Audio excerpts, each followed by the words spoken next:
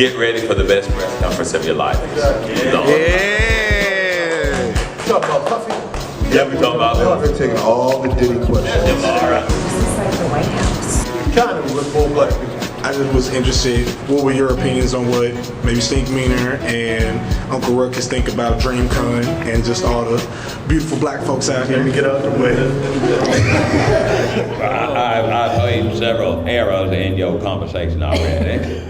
I heard you say beautiful black folks. That is not proper. That is an impossibility. Now, I am reminded of that thing on the internet right now. It's like, one gorilla versus 100 men. I'm looking at a room full of gorillas right now, and it don't matter how many men. It's a dangerous place. I'm watching my wallet constantly.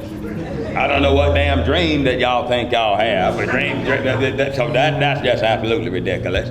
I'm smelling more hair grease than I ever smelled in my whole damn life. And the amount of braids that I see in here, I want to put them all in a rope and climb myself out of here like Rapunzel getting the fuck out of here. Stinkmeaner, I'll turn it over to you. Well, it's just I'm looking at everything. And I hate everything that you just said. I hate the braids, I hate the grease, I hate the lotion. I do love the sexy, did you see the one nerd there that had the booty out? The booty, yeah, I call it the booty nugget. That was nice. I did enjoy that, even though I am blind. How's that, motherfucker?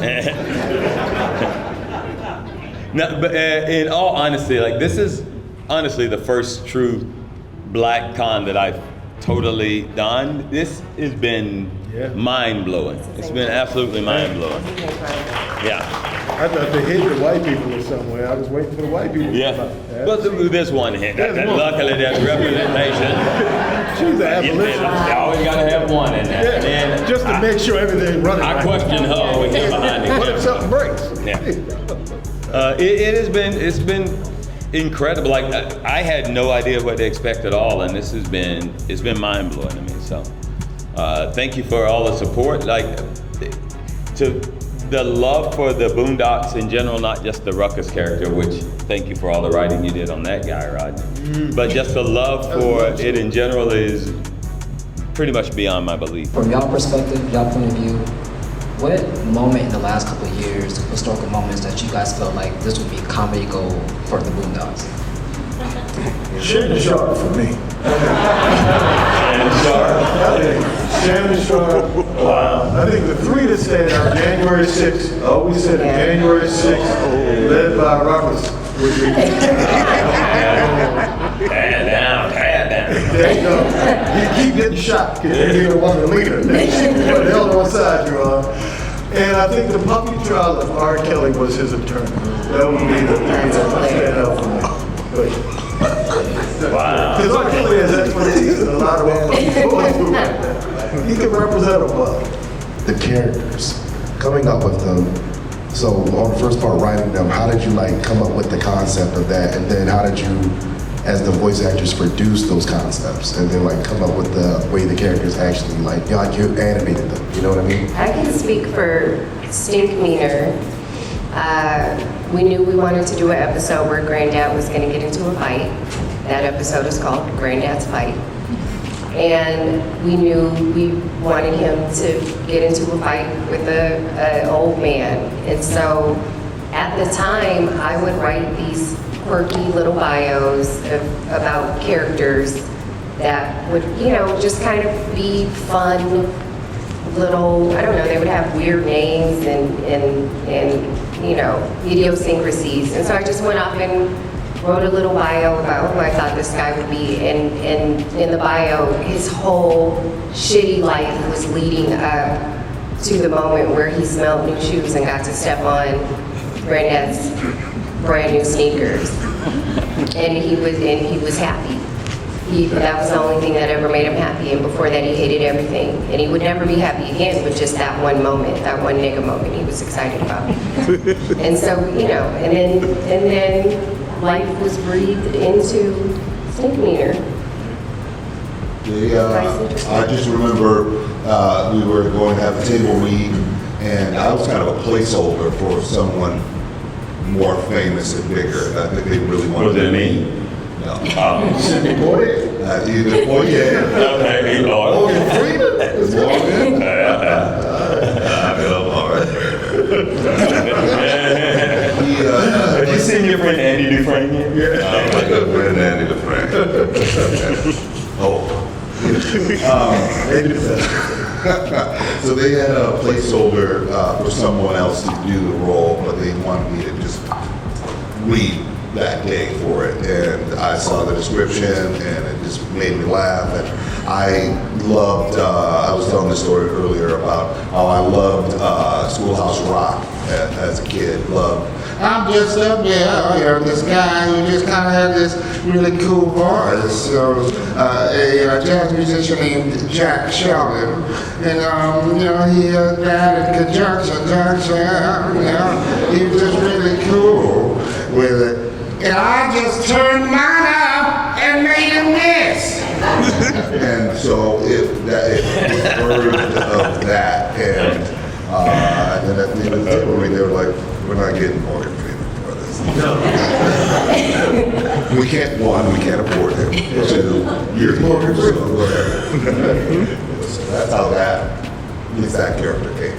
And then the great direction of Andre Romano, along with Carl Jones and Aaron Magruder, of course, directing what they thought they could get out of me to make him more cantankerous, more hateful, throughout some really bad lines of, You got bad credit, Robert. that kind of stuff. Made it more hateful. It's hard now. Like I grew up on Schoolhouse Rock, and just to think that that's where you got that. That's what voice from is just the best thing. I met him years ago, before Jack Sheldon passed away. There's a jazz club called the Baked Potato in LA, and he used to play on Friday nights. And I visited him before he passed, but he was playing, and I said, Hey Jack, has anyone ever done you to you before? Hey, that's pretty good, kid. it was really nice to meet him. For me, it was always Ruckus. I mean, I think from the beginning, channeling all the old black men in my neighborhood that hated black people. It was that energy. I think there was a period between the Fox pilot where there were all of these things that we wanted to say we couldn't because it's on Fox. And then going to Adult Swim, now you can say anything that you want. And I remember the first riff of sitting down and counting how many times you're going to say nigger throughout and punctuating every sentence. And a little bit of pushback along the way, but it was necessary for Ruckus to be able to express himself. And I believe Ruckus has expressed himself. The beauty, the through line and symmetry of that is I grew up in the Deep South, and my dad had these friends who would come over on Sundays, wondering why he didn't drink no more. And it was a group of friends he had, some of them who hated other black people. Well, mine would be like, that's what Dr. King get. Yeah. We should have been out there. And I was always like, why you even, because my daddy wasn't bad. But he's like, why are you hanging around these dudes? But now I make money from it. Rounding white people up. Yeah. That would be the thing. Yeah. He was, like one of the guys, his name was Mr. Kendi Walker, and he'd be like, if you shake hands with a white man, you shall become friends. He was always driving around on Sunday telling us how to like white people. Like, what are you doing? And so in that 2 days worth of good luck if you shake a white man. Oh, yeah. You let a white man pat you on the head, it's the best damn day of your life. All right. It's like a leprechaun. Yeah. It seems like almost like the shows, as far as predicting the future, is very relative almost to The Simpsons. What part of the writing or production process allows you to tap into the current and future trends so well? You want to go first, Yamara? You know what? I do have an answer to this question. There you go. I think that because we were doing the strip, which was very topical, And I believe that because Aaron Magruder is very, he was just always up on everything. I think that a part of it is that we kind of got lucky with some stuff, and a part of it was just us seeing what was happening in the world and wanting to talk about it. And just kind of being on top of anything topical, you know, we were just kind of following the news and kind of following what was happening culturally, and we had stuff to say about it. Rodney? I think sometimes too was the subject matter. Like I remember the R. Kelly episode where one of the ideas behind it was Riley would look at it one way, and Huey would look at it one way, and they both represented two polarized ideas of how the community would look at an R. Kelly situation. So if you think about it, at some point, R. Kelly was going to be, it's according to how you feel about it, that the chickens were going to come home to roost for R. Kelly. And we just happen to be on the right side of history, I think, in situations like that, but in other ones as well. I also thought the show, the writing was, you guys did such a good job of writing evergreen topics that these topics will always be in fashion, always be in style, always be up front in the news. Racism is always going to be here. Sexism. Racism is overdue. No one's Why are we talking about it? We fixed it. I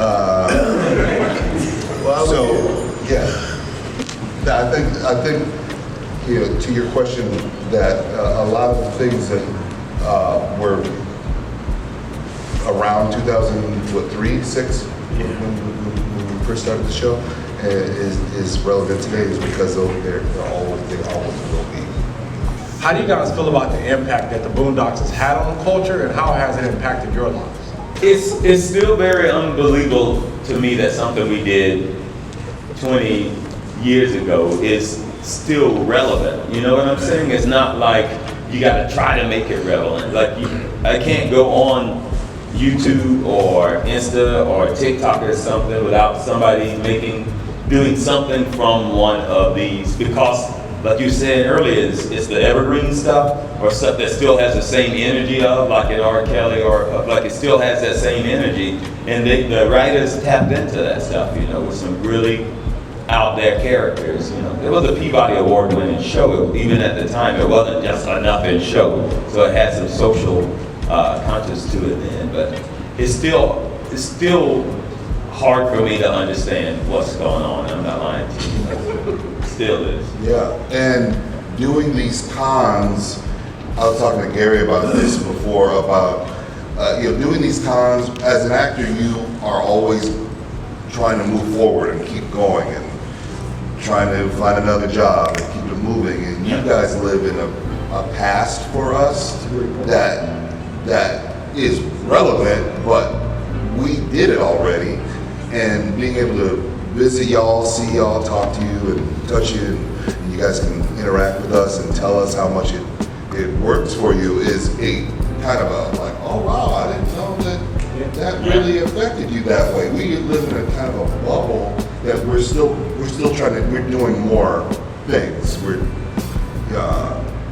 But y'all are like, you know, when Stevie Wonder will play a song that he's kind of obscure, maybe at a concert or something, and and you want him to play the hits, you know, play the hits. I know We're superstitious. but when you play that's our stuff. Like these are the hits, you know. With Reno, with Boondocks, with our shows that you guys live in and still have memes, and it's still ongoing, and it's crazy. And that's also a thank you for keeping that stuff alive, because it was a great part of our lives and still is. Like, you know, I have fun literally every day of my life doing what the cartoons I'm doing right now.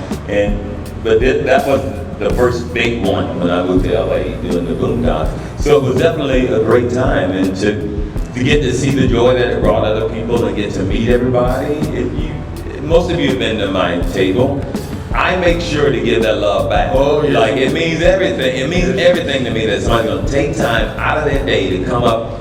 If you ain't buying nothing, I don't give a shit. Just to talk, you know, hang out for a He's second. gonna kiss you. I'm gonna open mouth. Yes, he's gonna kiss you in the mouth. I'm gonna open I don't even want mouth. to be named sometimes. That's good. Yeah, he's gonna kiss you in the mouth. Yeah. So it means a lot to be able to, like, you know, meet the people and to give a little back. The things. I think it's also great having like situations like this where you can't celebrate a show and you can go back. I think that's the great thing about cons. You didn't give the definition. By the way, cons is short for convention. Yeah, not convention, not cons. No. But it's great to be able to, you know, celebrate the past. You know, because you know, I see what you were saying. You get into this career where you're always moving forward. Something ends, you move to the next thing, move to the next thing. And then to have people come back and celebrate. And the show was only, I think, 55 episodes. It wasn't like it went on like The Simpsons, like 1,000 years. But the impact that was made, especially the first 2 seasons, I think is something that I'm most proud of. Just that period of time when everything was clicking and moving in a certain way. It was as much idealism as I think I've ever seen in a comedic process. You say that you found out about your Korean heritage when you were 15. I did say that. Yes. I wanted to know what that was like for you, and has that influenced your writing since then in any way, shape, or form? Yeah. So my mom married a black man, had a bunch of black kids, but she was very much about like we're human. So when I filled out like any kind of paperwork that asked about race, she would make me write in human. And so, she was like, you're a Heinz 57, you're mixed with everything. She was adopted out of the Korean War when she was 4 years old. And it wasn't until I was 15 and I was kind of like looking at my baby hair, like, ooh, look. You know, that we just like had this conversation where she was like, well, yeah, you're mixed. And I was like, what? And it wasn't that she was keeping information from me as much as it was just not stuff we talked about. And I think because she was a single mom, and she just was so about we are all one, that it wasn't until I got on Blackish that I really started kind of digging into not like my black side because I was on the Boondocks, but having those arguments and stuff in the writer's room and really just kind of like exploring all parts of my culture and just kind of figuring it out. But from a writing perspective, I think that I just kind of really understood that I have the opportunity to tell a very specific, unique story. Well, I'm confused. Wait. Huh. What was you? Your mama was she? Was she? Wait, who was speaking? What? My mom's Korean and my dad's Your mom's black. Korean, Yes. and your dad's black. Yes. And you grew up with both of them? No, I grew up with my mom. Only your mom? Yes. So you didn't? So, and she has no Korean heritage because she was adopted by a black family. But she looks Korean. She looks Korean. But inside, she full-blown Negro. Yes. So okay. She wrote a rap called Soul to Soul, S-E-O-U-L. That's what I was To S-O-U-L. Yeah, she knows that. Yeah, it wasn't a good rap, but it was written. She was influenced. She was influenced. Yeah, she had a little afro wig, like she was for the culture, let me tell you. Oh, wow. Yeah, so I just never made the connection. Nobody said nothing to her. No. Nope. And so I know your mama had told you human. I'm sorry, I'm very interested in this now. Because I didn't know, we just really started knowing each other in the last couple of days. Because I refused to talk to her when she went to the Boondocks. That's a lie. It was a thing. It was a thing. I didn't talk to nobody. Why won't you talk to your mom? She know what she is. That Asian. And I would do it again. That was her mama coming out. So what did you, when you were young, other than human, like what did you think? I was black. Okay. Yeah, I was black. And so, but I also wasn't in a household. It's not that she was like not pro-black. We didn't talk about race like that. Gotcha. And so it wasn't until I was in rooms like the Boondocks where I was like, oh, we're talking about stuff and we're gonna dig in. It was really, really scary at first because I didn't want to be on the wrong side of the argument, and I didn't really have a point of view yet, except we are all one, you know. And then I got a point of view. You've heard it. I'm just light-skinned. Tafara TV, also from Blurred's Eye View. Gary, I gotta say thank you because you did a podcast for a friend of mine about a year ago called Do You Speak Geek? And you were kind of giving Phil Lamar some grief, and I was kind of egging it on. And you kind of gave me a shout out, but it was so professionally cut. I used that for my YouTube intro now. I also gave Phil your message. He said, and I quote, unless Gary can prove he invented the black version, I owe him nothing. Phil, here's why I said Phil Lamar owed me. But first of all, me, Phil, Cedric, Yarbrough, and there's more of us. We had been in an improv comedy group in LA now for, how many years is it? 12, 13? Yeah, about 13 years. It's called the black version there. But years ago, I was on Star Wars, and I was Kit Fisto. But because I was also on another TV show at the same time, Boston Legal, I couldn't, the guys from Star Wars would not allow me to do both of them. So I had to give up the role. And then Phil took the role, ran away with it, and then he became Kit Fisto. So I hate him now. But in a loving way. That a man hates. I was just told to let you know, but for all of you, nobody on screen or in this room or affiliated with anyone here, leaked the pilot for the Boondocks last year, and I'm just curious what went on or what caused the changes between the animation was different. Oh, I never even saw this leaked pilot.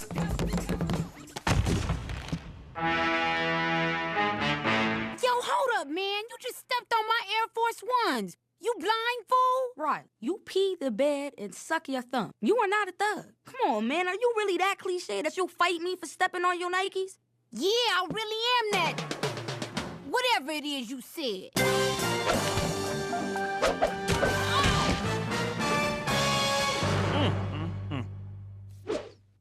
This fool started a fight. This fool stepped all over my Air Force Ones. Shut up. I don't give a damn why y'all fighting. It was hiding in plain sight. It's like an old catalog site where they just keep old CDs, and someone just released it. So I'm just curious what went on between what we all know and what that was. Your design was different. Huey had a different voice. Pilot? It may have been the Fox. It was a 6-minute short. Was slightly different. Yeah. And that was just a presentation. That was a presentation pilot. I don't think, if it's the Fox one. Because originally the show was for Fox was the first person that said yes. And then they said no. They said no. It was like it was too much for them, right? Yeah, it was too much. Certain words. That's funny, man. Like I never saw the thing that you saw. Oh, yeah. It was voiced by somebody different. I think Jasmine almost seemed like more of a love interest. Justin Timberlake did. He was voiced. I watched that before I think when I met with Sony for staffing, that's when I watched to get the job. And then we got in the room and he was like, yeah, we're not doing that. Yeah. I was like, oh, okay, good to know. My question to you guys, I've seen a recurring theme across the talent that I've interviewed and spoken with this 𝐿𝐴𝐵𝐿 of imposter syndrome. Have you guys experienced that during your careers, or can you speak to that a little bit? Can you break down the definition of imposters? Yes, yeah, absolutely. So imposter syndrome is essentially a feeling of you don't belong in a certain position or space that you're in, even if you've already made it. So for example, I could have 1 million followers and still feel like I'm not really an influencer or I'm not really a creator. So that would be an example of imposter syndrome. I'd say for the first decade of my career, to me, it's a massive sense of insecurity. I came from working class people in the working class world, and all of a sudden I'm sitting in writers' rooms with some of the funniest people around. And it took a long time to feel comfortable. I still don't know if I feel completely comfortable in that space. Because making things in Hollywood is so, you have to constantly pivot, you have to constantly think on your feet. And if you don't have a lot of experience in it, a lot of times, the biggest thing that I had to learn was everybody lies to me. And I didn't come from that world. The way executives talk, networks talk, you hear someone saying something to you, you have to figure out what they're saying, what they're really saying. And I'm naive at the time. So it's easy for me to completely dismiss me and lose myself in another person. And I think that feeds the imposter syndrome because you don't see yourself. And it took a long time to get to a place where there was enough confidence and steadiness to sort of neuter it. It comes back and forth. I don't think it ever completely goes away. But it does create a weird kind of narcissism to where you're so worried about you and being found out that you don't know what you're doing or whatever, that it buffers you to actually being able to experience, like when Gary talks about how much joy he gets from doing and performing. You're so worried that you don't get to feel that joy. You know, for me, it was like every day somebody's going to figure out I shouldn't be here. And just being able, after, like I said, a decade of doing it, getting more and more and more comfortable with that idea, but still not completely. Yeah, absolutely. Thank you. Did any of you guys want to speak to that as well? I don't have that. You're an attractive man. You're really attractive. I'm gorgeous. So that's the one. I know it. If I look like you, I wouldn't have to.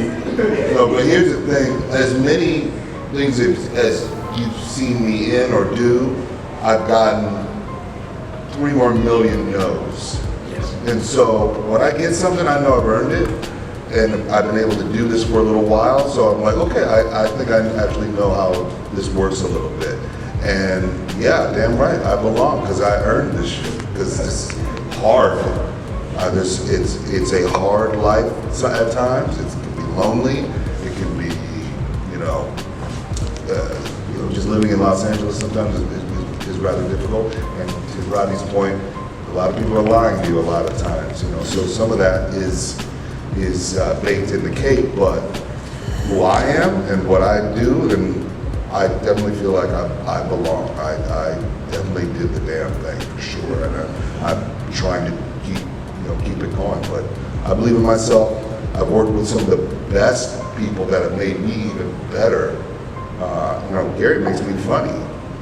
I wait for him to do something, and then I do this shit. On top of that. So I get to work with amazing people that have also earned their spot as well. No one's an imposter here. No, not one bit. We earned our spot. I think the biggest thing is sometimes when that's not intrinsic, and a lot of times I was the only brother in the room on other shows. A lot of times. And there isn't a lot of that sense of community or camaraderie that you initially feel. It may come over time, but I came from a small town. I didn't come from a town that was structured and organized to where I could have that. I naturally had that. Yeah. It had to be developed over. If you do something long enough, after a while, you go, wait a minute.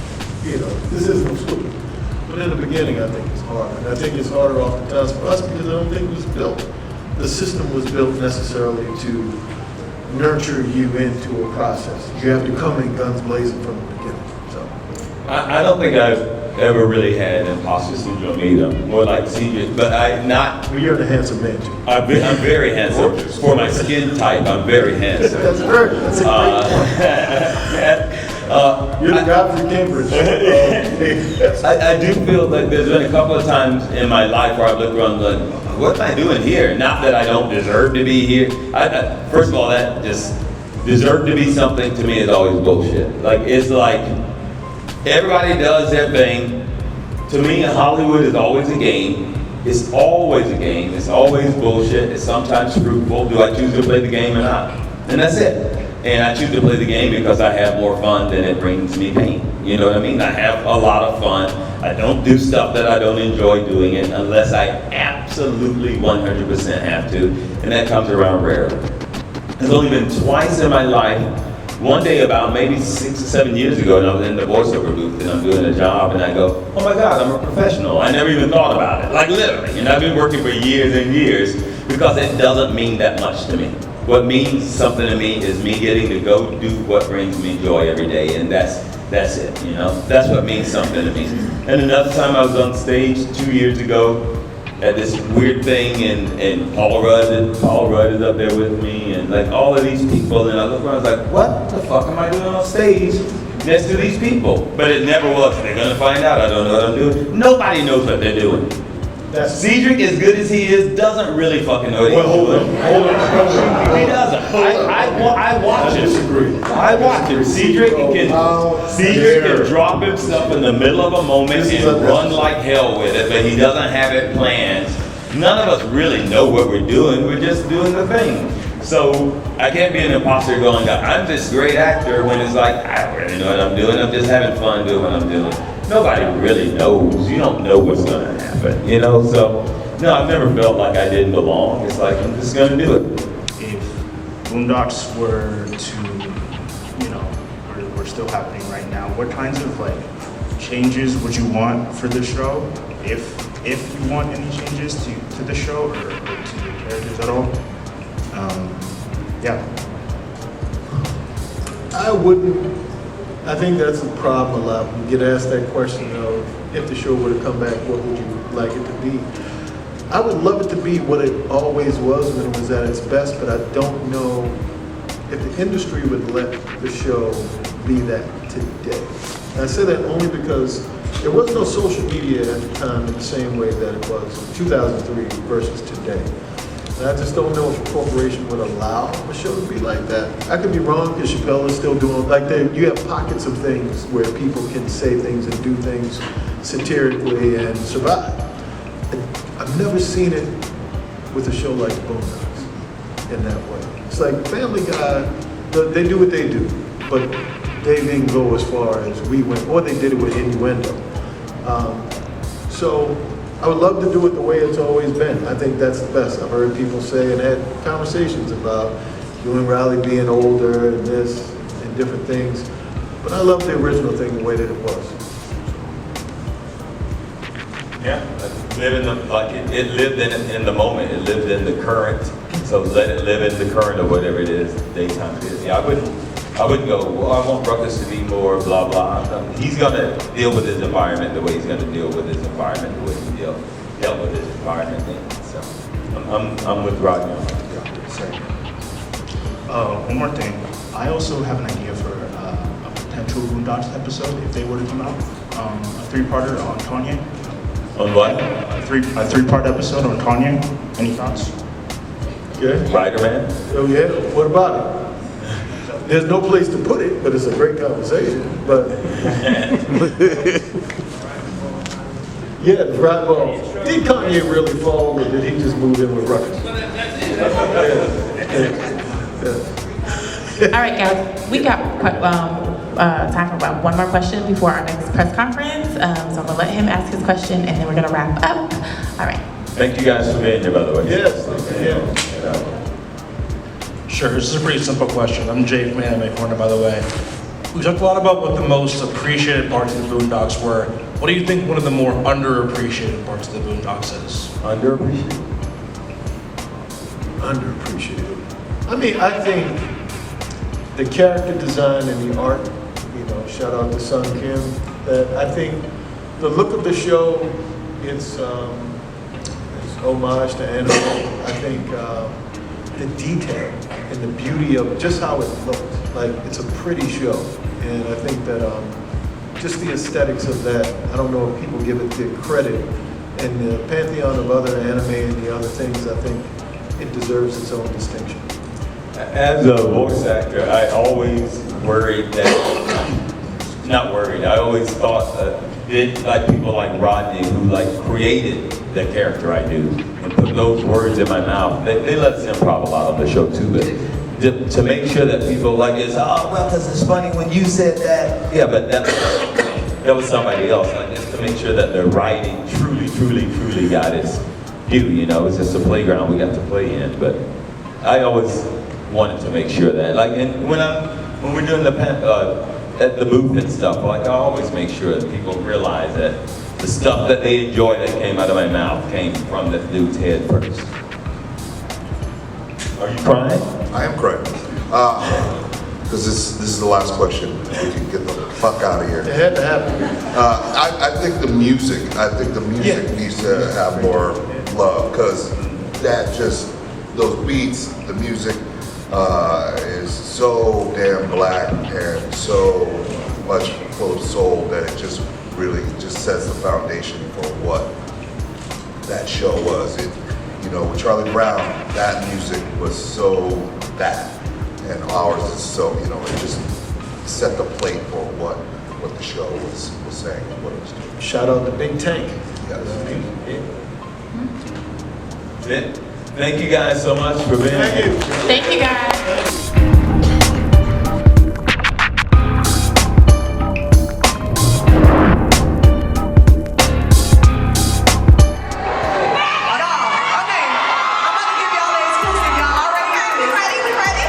Y'all already knew this, but I'm about to come out with my own anime.